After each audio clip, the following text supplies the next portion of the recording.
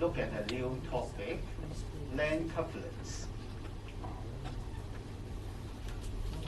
Now, land covenants in Hong Kong, basically the most important land covenant is about deed of mutual covenants. But land covenant is actually similar to easement in the sense that we are usually talking about more than one pieces of land. A covenant by itself, it is simply a promise by deed.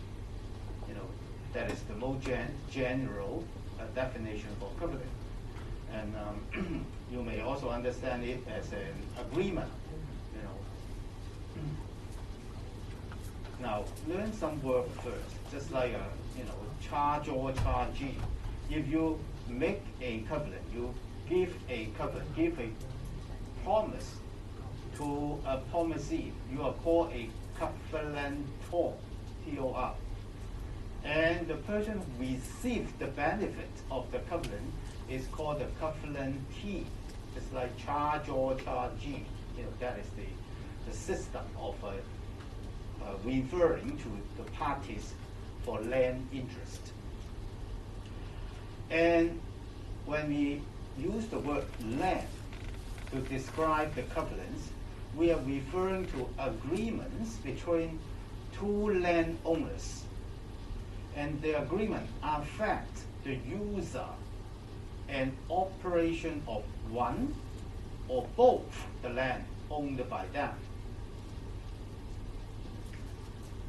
And since covenants are not included in Section 2 of CPO to exist as a legal estate, you still remember we only have three: the lease, tenancy or right equivalent, easement, and charge. Only these three proprietary rights can exist as legal estate.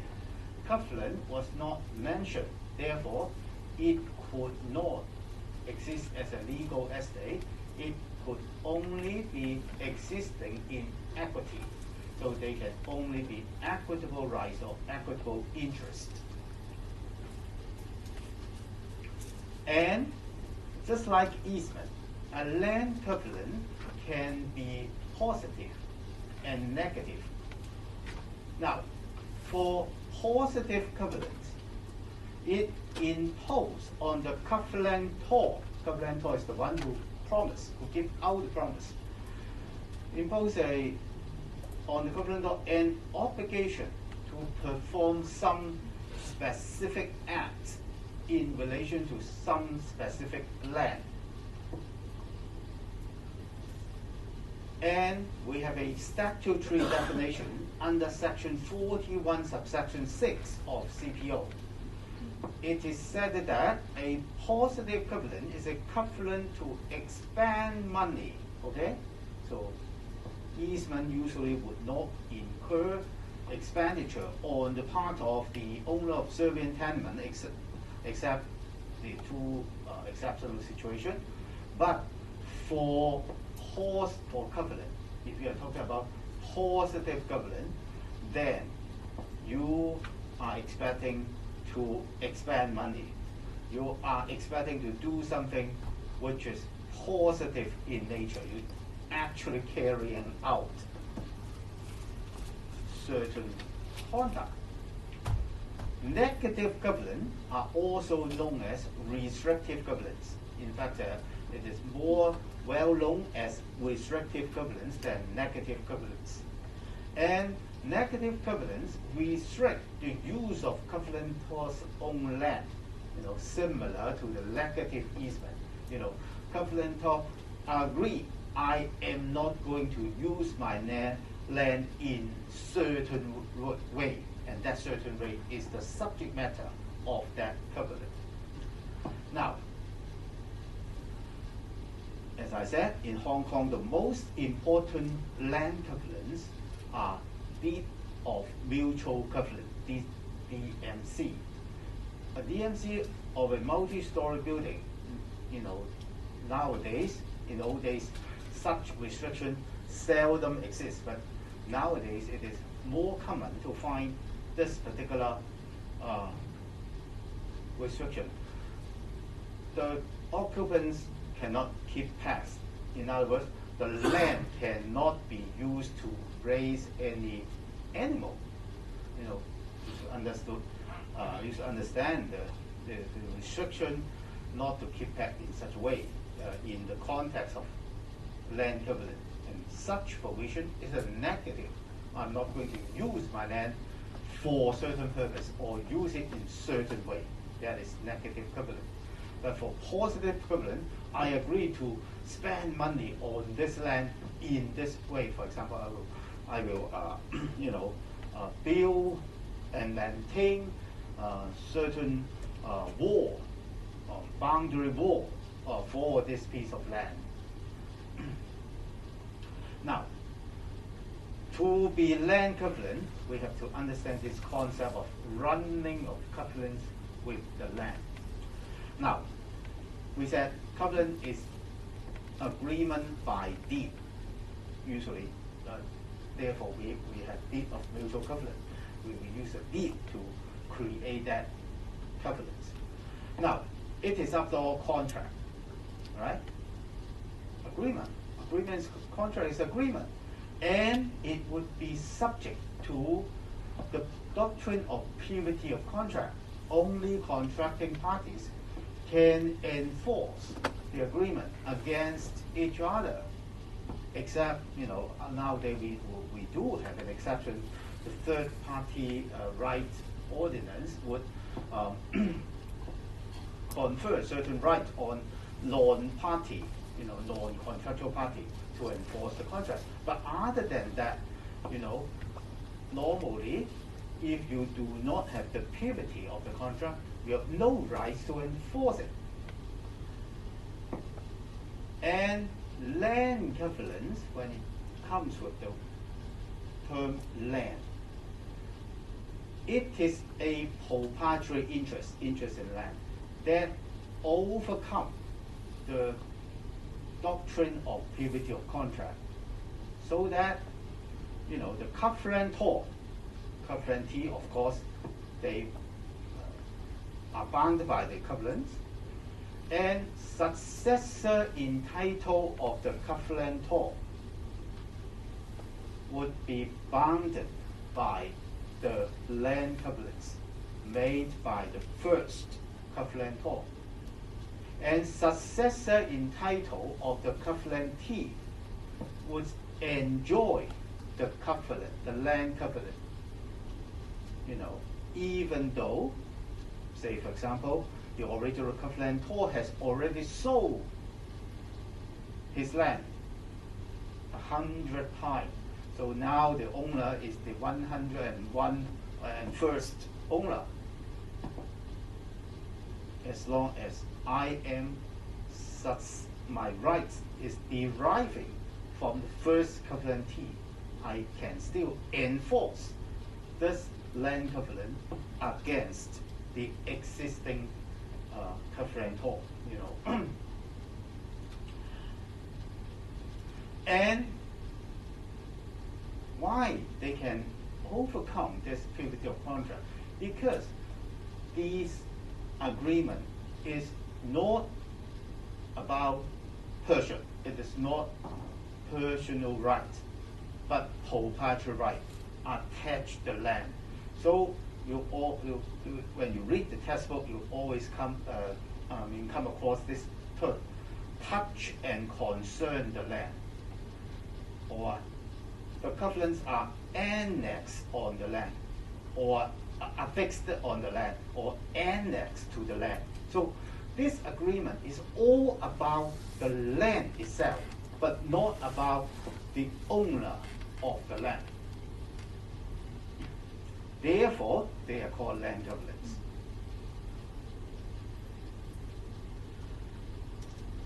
Now, at common law, again, when I study the English land law, we have this problem. Positive covenants cannot run with the land. Therefore, positive covenants are, in theory, not enforceable by successor and titles.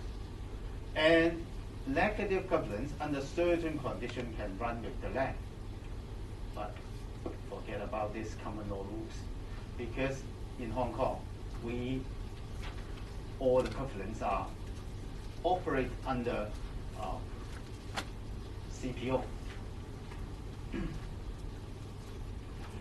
At common law, it is not necessary for a covenantor to have any estate or interest in the burdened land. Burdened land is because the covenant run with the land annexed to the land. It is the land itself which suffer the burden, suffer the promise before the covenant can be enforced against it. And in theory, covenantee is also not required to have any estate or interest in the benefited land in order to enforce the covenantor. But if he has no interest against a matter of contract, when someone is in breach of the covenant, in breach of contract, then if he does not suffer any real loss, what he could get is nominal damages. But all these common law rules, you can forget all of that, because in Hong Kong, and also in our syllabus, basically, we would only confine to the DMC and the restrictive covenants. Now, DMC actually are covenants made between or among co-owner of the same piece of land. So we are talking about single piece of land, more than one owners. They can grant each other land covenant, and that's why we call it mutual covenant, deed of mutual covenant. But restrictive covenants, in general, are made between or among owners of adjoining or neighboring land. So we are talking about more than one piece of land. But for DMC, we are actually talking about one single piece of land. And in a DMC, there usually contains both positive and restrictive covenants. For example, restriction for raising pet, that is restrictive covenants. But the duty to pay management fees would be positive covenants. Of course, the management fees are annexed to the land. We need a manager to manage the building so that the piece of land will be maintained orderly. Now, learn some basic matters. A DMC affects all co-owners in a multi-story building, and sometimes a few multi-story buildings on the same development. But who are the parties to execute the DMC? Three parties. Always start with three parties. One is the developer of that piece of land. Another party is the manager appointed by the developer, usually subsidiary of the developer. They always work together. And the third party, representing all the future co-owners. And this third party, well, I can guarantee it must be someone who has certain connection with the developer, if it is not a subsidiary of the developer, so that he would agree anything the developer draft. Now, the unfair part of the DMC is that even though this is a document, completely drafted by the developer, because all the other parties are related parties, they are binding on all of the subsequent purchasers of the units of that particular development.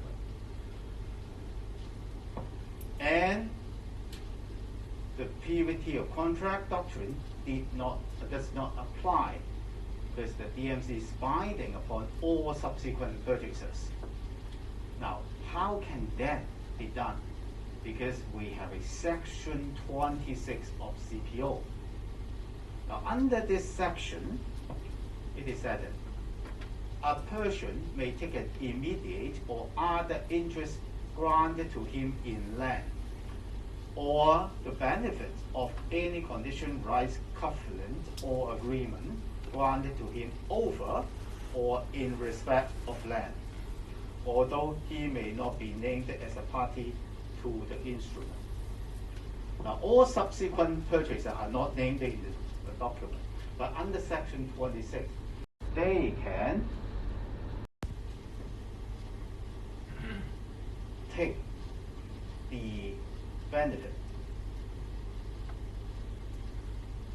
and of any condition, right, covenant, or agreement granted to him in respect of the land.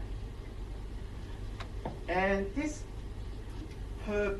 section 26 is actually to remove the common law rule that only the person named as the covenantee can enforce the covenant, the privity of contract concept.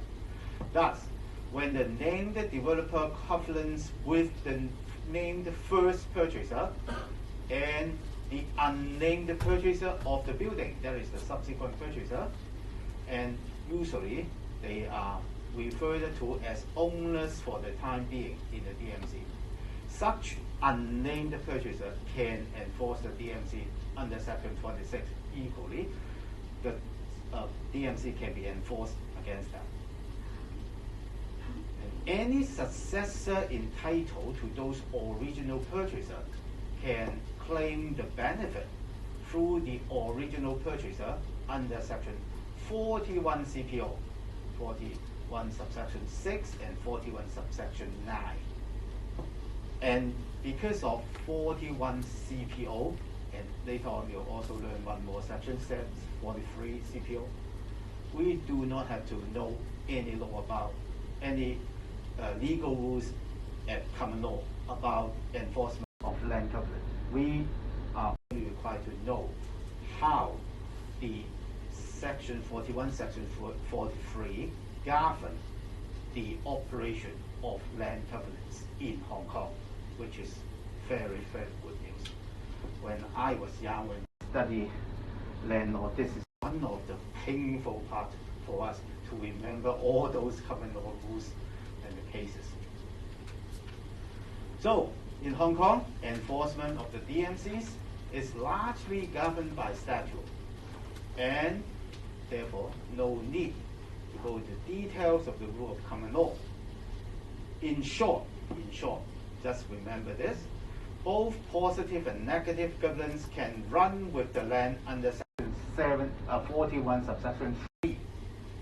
But under section 41 subsection 8, a covenantor is not bound by any covenants once he ceased to have interest in the affected land.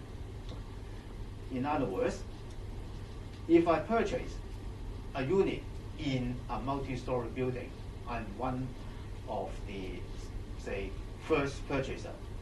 When I am one of the co-owner, I would be bound by the DMC. But once I sold the unit to a purchaser, then my liability, of course, at the same time my right under the DMC will cease. I will have no interest in the building whatsoever. And all my liability and right would then pass to the purchaser who purchased my number of equal undivided shares. Now that's why it is important, say for example, to know whether when you purchase a flat, for example, in a multi-story building, it is important to know what kind of liability this particular multi-story building are being subject to. For example, before you purchase the flat in this building, there was an accident happened in the building, and the injured person is suing the owners of the building for compensation.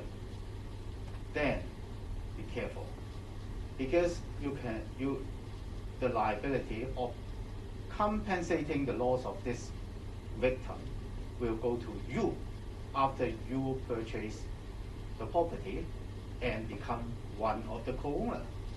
The previous co-owner would be free of any of the liability, because under section 41(8), covenantor is not bound by any covenants once he ceases to have interest in the affected land. Then who is going to take up this liability? It is you who purchased his equal and divided shares, coupled with the exclusive rights of, exclusive possession of certain unit. And under section 41, subsection 3, a covenant, positive or negative, is enforceable by the covenantee, the one who received this promise, and his successor entitled, and person deriving title under or through him, provided that, because it must be land covenant, the covenant related to the land of the covenantor. Burden is expressly or intended to run with the covenantor's land, run with, annex to, are fixed on. All these touch and concern, all this refer to the same thing. The covenant is about the land, but not the owner of the land. The benefit is expressed or intended to run with the covenantee's land. Now, for an example of the application of law and covenants in the context of DMC. Now, Supreme Honor Development case, important case, often asked in exam. Plaintiff and defendant were co-owners of a building.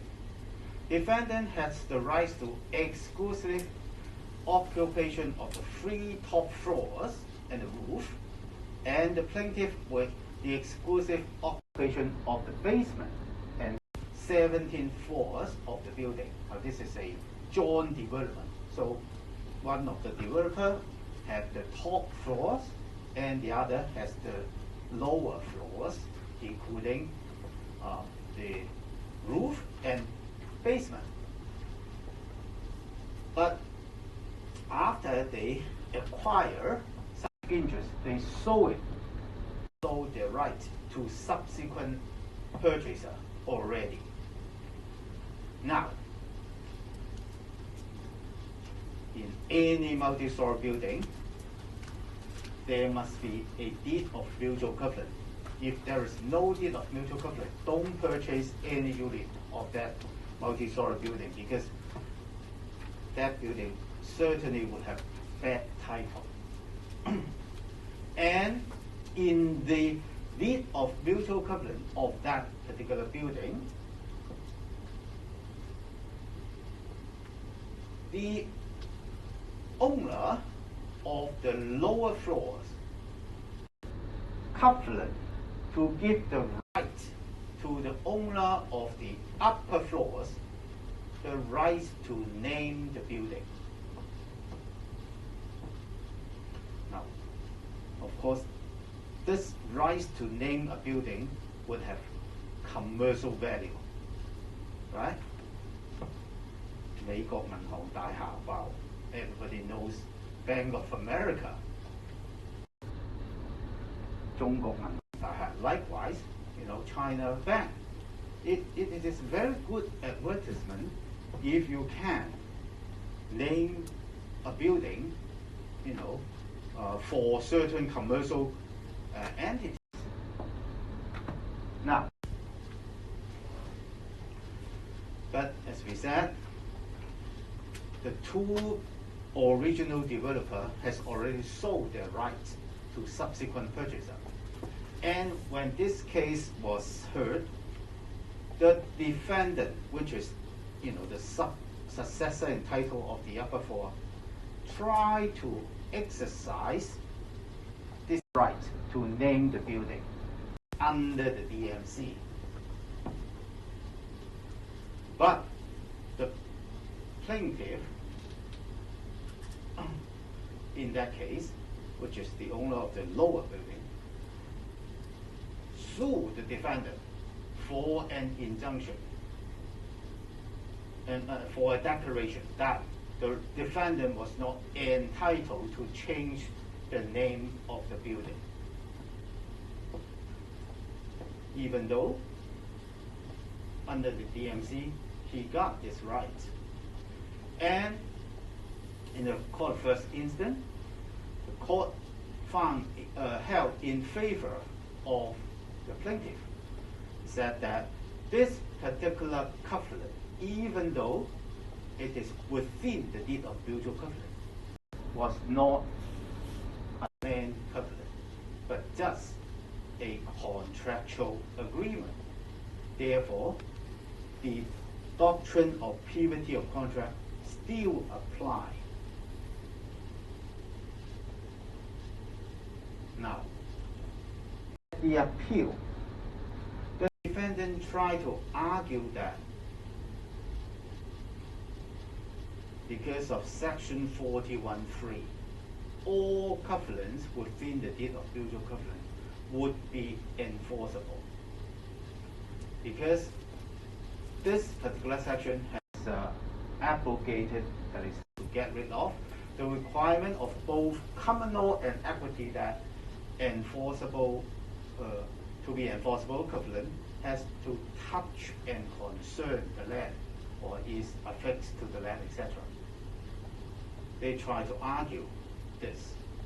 In effect, they are trying to say that because of section 41 subsection 3, it is no longer required for a covenant to be a land covenant in order to be enforceable, as long as they were put in a deed of mutual covenant. But the Court of Appeal dismissed the appeal, held that you have to look at 41(2)(c), which require the covenant to be expressed and intended to be benefit the land of the covenantee. So they said the statutory requirement is not different from the common law requirement in relation to this requirement that the covenant must be must be touching and concerning the land. It must be covenant to benefit the land. Now, benefit of naming a building goes to the owner of that right, but not to the land itself. As a building, call it Bank of America or Bank of China would not make any difference. But if you have the right, you can sell it to Bank of America, Bank of China. That is different. So the court said, even though a covenant is contained in a DMC, we still have to examine that covenant to see whether it intends to benefit the land, which is the building itself, or one of the individual. And in this case, obviously, the rights to name the building is to benefit the individual, the developer, one of the developer who hold the upper 3 floors, but not the building itself. Therefore, it is a contractual agreement, and privity of contract still apply. And because the original two developer has already sold their interest to subsequent purchaser, these purchasers are not party to the original contract, and they were not binding on the existing plaintiff. So, the fundamental requirement for land covenant is still whether this covenant is expressed and intended to benefit the land of the covenantee. Otherwise, it could not be land covenant. If it could not be land covenant, then privity of contract will still apply. Only when the covenant is land covenant, then they can overcome the doctrine of privity of contract and can be enforced by successor in title of the covenantor and covenantee.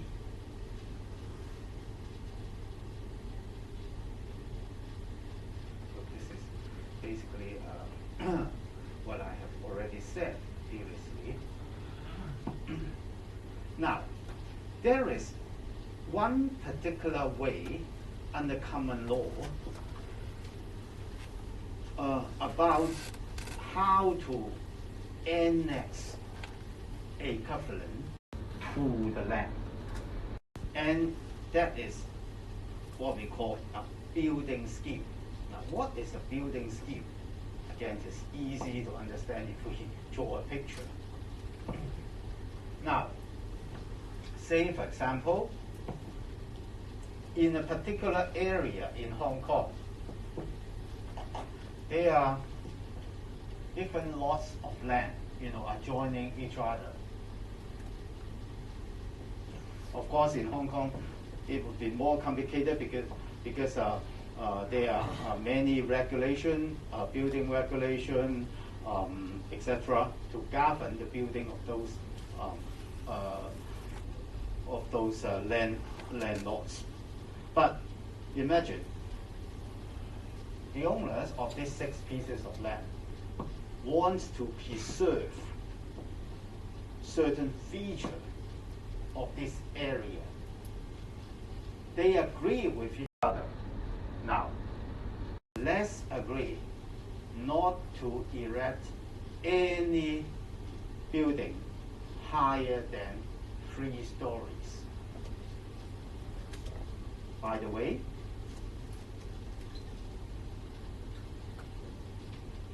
the word villa actually means a building not higher than 3 stories, even though it has been abused in many patio villa, for example.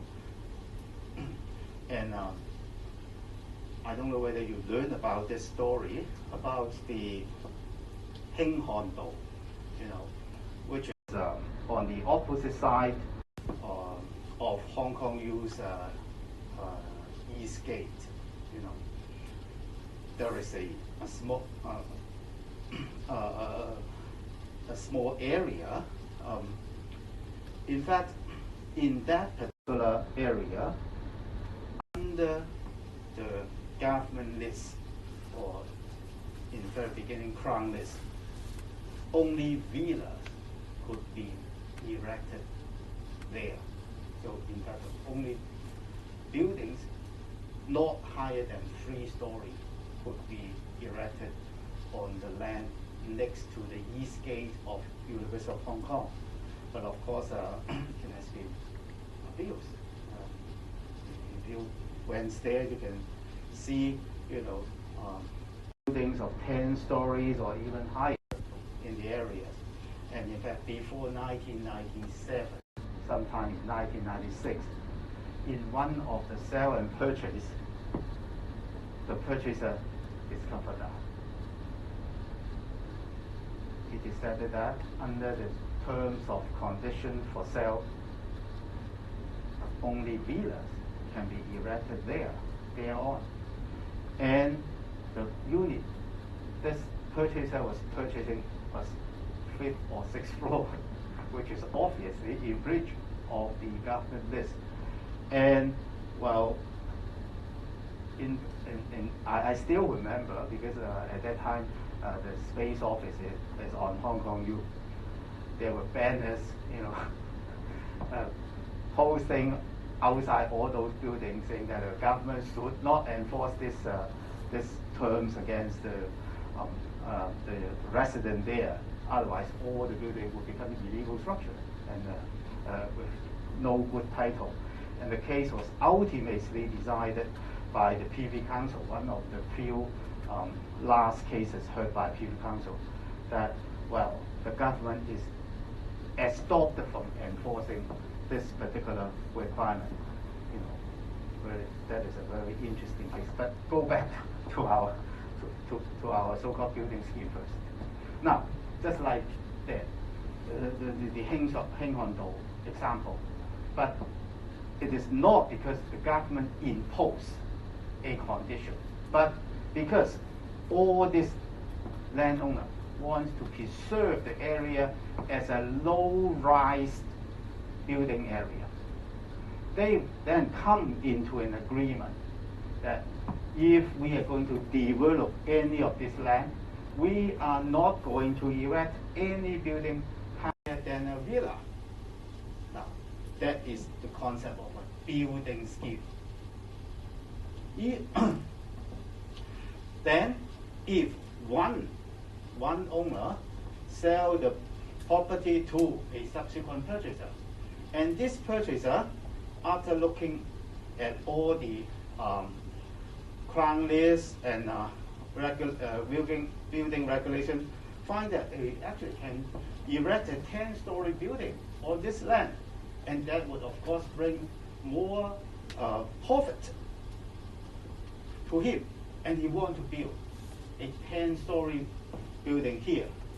Any of this owner, any owners of this land can enforce this restrictive covenant against it to prevent him from doing so.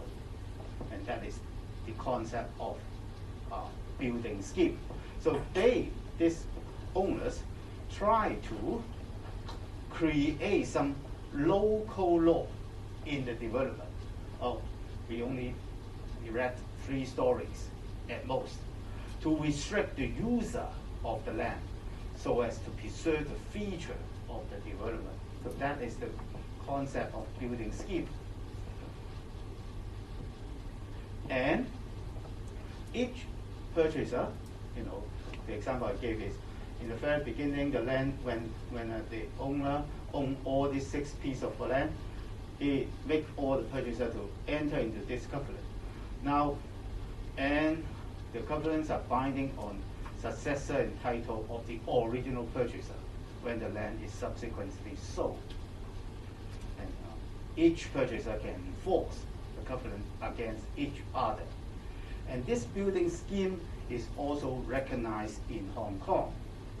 And in this case, Sky Hart and Lee Hazen Company Limited, decided by the Court of Final Appeal, officially recognized the existence of building scheme in Hong Kong. In fact, this is a similar story. The owners in that particular area enter into an agreement, and the agreement contained a covenant about erecting, keeping, and maintaining domestic building of certain specification. But later on, one of the successor in title tried to erect a building in breach of the covenant, and the other owner then tried to enforce this agreement against him. In the hearing, the court actually recognized the building scheme and ultimately grant an injunction that this new subsequent purchaser cannot build on his land in breach of the restrictive covenant.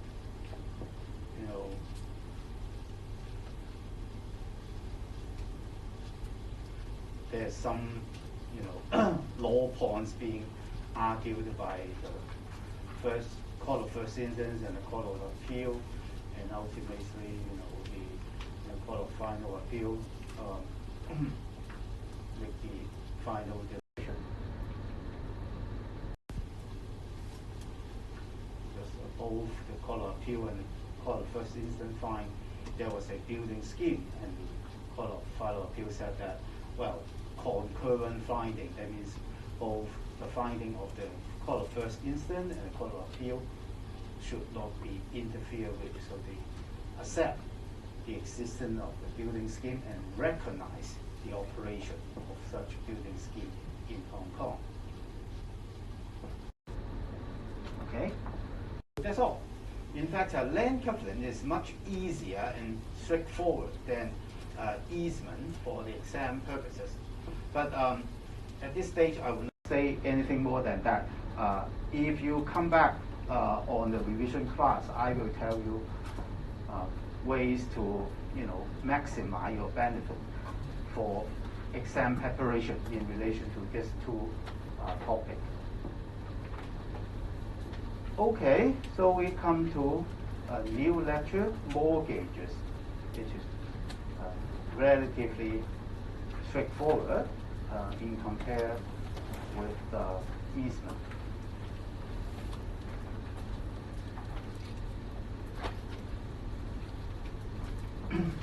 So easement, land covenant, and mortgages are dealing with proprietary rights in relation to land belonging to others, not belonging to you. Now, if you want to have a simple definition for mortgages, you can go to the Court of Final Appeal decision in Common Luck Investment Limited and Zhang Gum Xu. Now, it is defined in this way. Mortgage was a conveyance of land or an assignment of chattels. So in fact, sometimes we are using other property, just like a car, for example, not just land, as security for the payment of a debt or the discharge of some other obligation for which it was given. So in the very beginning, the concept of mortgage involved conveyancing. That means that you have to assign the legal estate to the creditor. So the example is X is the registered and beneficial owner of flat A. X assigns his legal estate to Y, the creditor, as a security for a debt, and on the condition that if X fully repays the debt, Y will have to reassign the legal estate of flat A back to X. So that was the original idea. And if X failed to repay by virtue of his legal estate as well as the agreement in relation to the debt, Y can go to court and ask the court to assign to him also the beneficial interest of that property. And during the period of the loan, X remains to be the beneficial owner, and Y has become the legal owner. X failed to repay, then Y will become both the legal and beneficial owner. And at common law, in fact, notwithstanding that, Y already obtains the flat because X failed to repay, X remains liable to the outstanding loan. Now, this concept of legal mortgage has been modified by CPO, and since the 1st of November 1984, the law in Hong Kong no longer recognizes legal mortgage as such. And by virtue of this Section 44, subsection 3, all mortgages then existing in as on the 1st of November 1984 been converted into legal charges. And Section 2, when they define legal estate, they include legal charges. But mortgage was not included. Therefore, we no longer could have legal mortgage. But mortgage can still exist as a proprietary interest in equity. So we may have an equitable mortgage. Now, if you want to create a security for the creditor, the borrower has to execute a charge by deed, because you need a deed to create a legal estate. And in fact, it is only a matter of format between legal charge and mortgage. And the kind of protection given to a mortgagee would be the same as a chargee, because Section 44(1) expressly said that,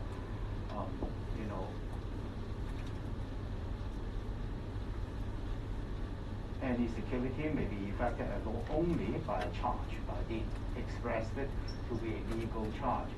And then mortgage of a legal estate effected by assignment before the commencement of this section shall be deemed to be reassigned back to the owner and discharged and replaced by legal charge in the same term and having the same validity and priority subject to this ordinance. So basically, the effect is the same. It's only a matter of format. And of course, there is some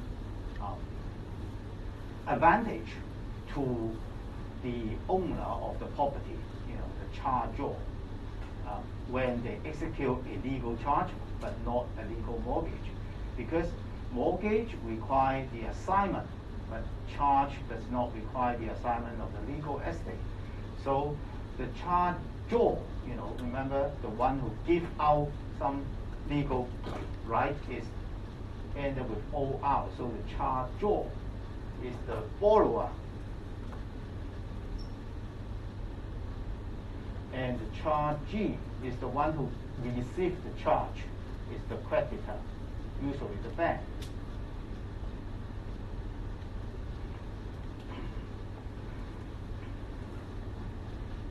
And when the charger keeps the legal estate, he can execute subsequent charge to another creditor, or increase the loan from the first chargee, and that would make his life much easier than the old law of mortgage.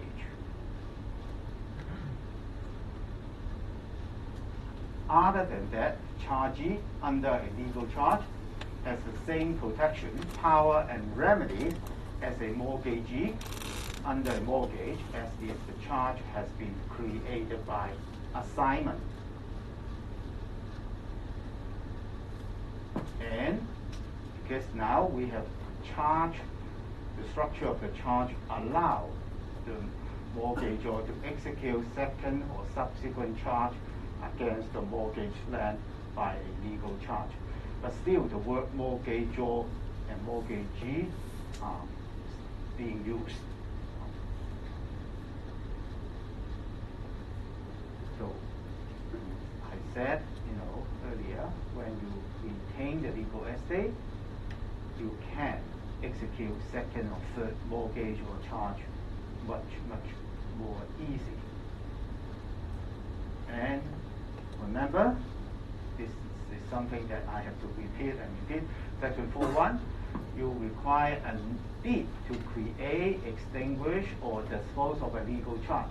Therefore, if you want to create a legal charge, you must create it by deed. But What about if you fail to create a charge by deed, but just create in writing? Then the charge so created cannot be a legal estate, but could only be an equitable interest. Now, equitable mortgage still exists, and one of the way to create an equitable mortgage is by depositing the title deeds of the property by the mortgagor to the mortgagee. Now, this kind of equitable mortgage is still recognized in Hong Kong, and it is by depositing the title deeds, it would become a unregisterable interest. Now we'll come back to this concept when we discuss the next lecture on land registration. But remember this: when you create a legal charge by deed, you have a document. It is a registerable interest. It can be registered under land registration ordinance. When you create the equitable charge by a document, but not a deed, it is still a registerable interest, and it has to be registered under the land registration ordinance. But if you have an equitable mortgage by depositing the title deeds, because there's no document, this interest, this equitable interest is not registerable, then we have to rely on equities darling whenever there is a dispute. Equity would not intervene when there is a bona fide purchaser with valuable consideration and without notice. We have to apply the equitable darling to deal with any priority between competing claimants.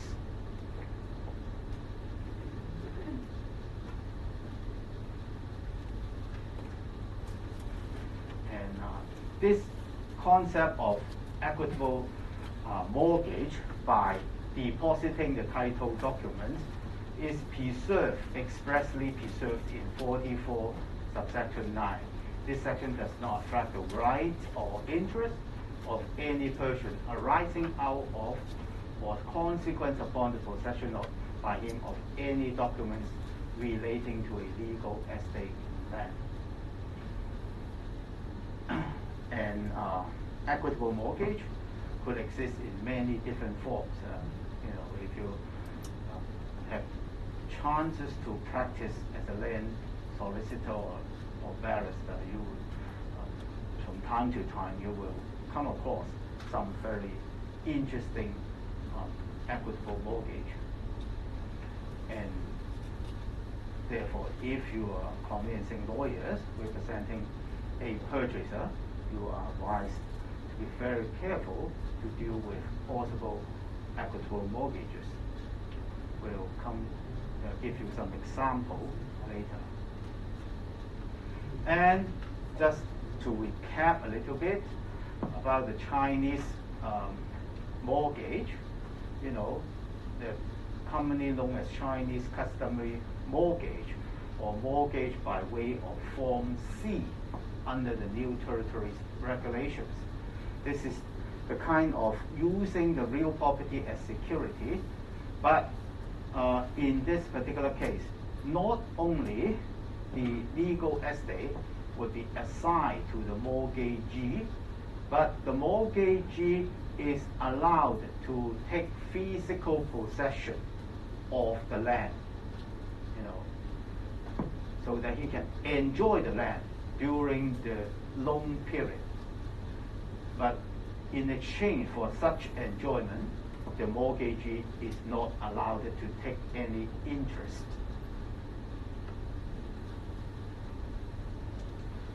And such old mortgage, Chinese mortgage, was no longer used by people in New Territories anymore.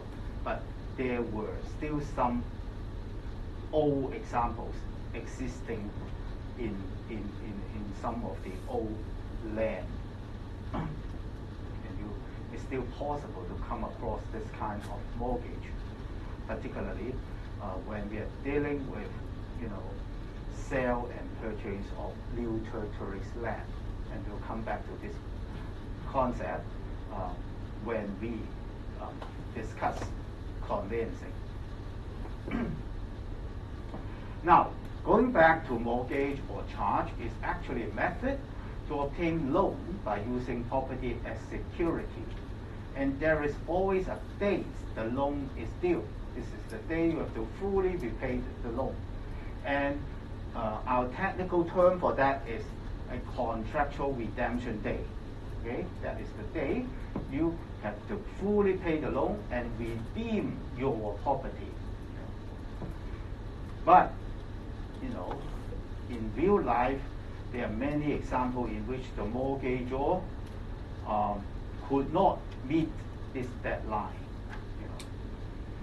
And their property was dead because, remember, the common law requirement for performance, exact performance. At common law, say for example you owe me or owe the bank $100, for example. Even if you pay $99, you have not fully or exactly performed your part, and it is a breach of contract, and the bank would be entitled to get your property.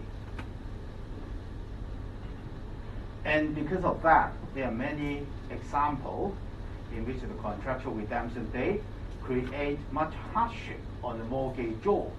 Therefore, against the Court of Chancery, equity jurisdiction comes to help.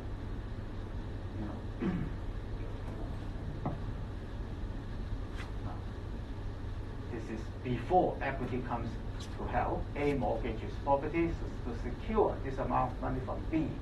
Contractual day was this day, and the payment was by 10 installments payable on the last working day of each month starting March 2021. Now, even if A failed to make the last installment only, so only the last installment, A may have to lose the property altogether because it failed to perform. And even though he has actually repaid nearly 90% of the loan, the property will be gone. Therefore, the Court of Chancery comes to help. They develop a concept called equitable right to redeem. And under this equity jurisdiction, a mortgagor is allowed in equity to repay the loan and get the property back even after the contractual redemption date has passed. And this equitable right also includes a recognition of the part of the loan already been repaid, so that when the mortgagor is unable to fully repay the loan, and when the mortgagee sell the property, the mortgagor is entitled to receive the difference of the market value of the property upon sale and the outstanding mortgage loan. Now, under common law, he would have no right. He would lose the property 100%. But under this equitable right to redeem, not only he will be given a chance to make repayment after the contractual redemption date, even if he has no money to take advantage of this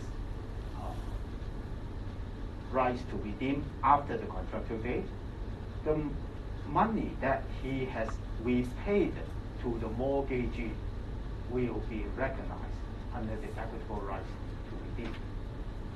So, the sum of the total right which a mortgagor has in a secure property include both the equitable right to redeem and the recognition of the financial value of the land upon sale by the mortgagee. And these two rights are commonly, together known as the equity of redemption. Again, this is some technical term. Maybe in examiner may ask you, what's the meaning of equity of redemption? Then you have to mention both rights. Now, mortgagee grant you a loan and they use the property as security. What rights other than getting this legal charge to protect your interests? Now, the mortgagee or chargee would have the right to possess the title deeds. Now, if you have purchased any real property in Hong Kong, you will come across this particular right. Of course, if you have enough money to fully pay the purchase price, you don't have to worry. If you need a bank or a financial company to give you a mortgage loan for purchasing the property, then the title documents of your property will not be given to you, but will be retained by the bank. And because the mortgagee or chargee has this right to possess the title deeds or title documents, and rights to possession of the land when there are some outstanding loan installment. Now, this will depend on the terms of the loan agreement or mortgage agreement. You know, sometimes it will be said that if you are over 1 month in arrears of the mortgage repayment, the bank may have the right to possess your land. Right to apply for foreclosure. What's the meaning of foreclosure? That is to close your right under equity of redemption before the deadline, before the last day, before this contractual redemption day. That would happen when, say for example, you mortgage your property for 25 years, but on the 5th year, you become bankrupt.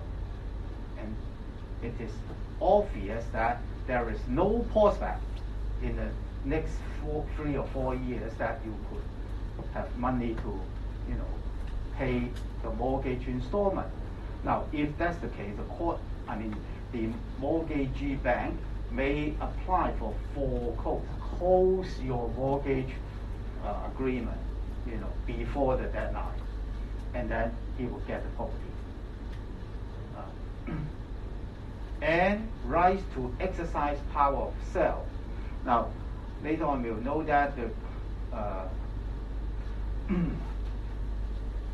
foreclosure procedure may be complicated.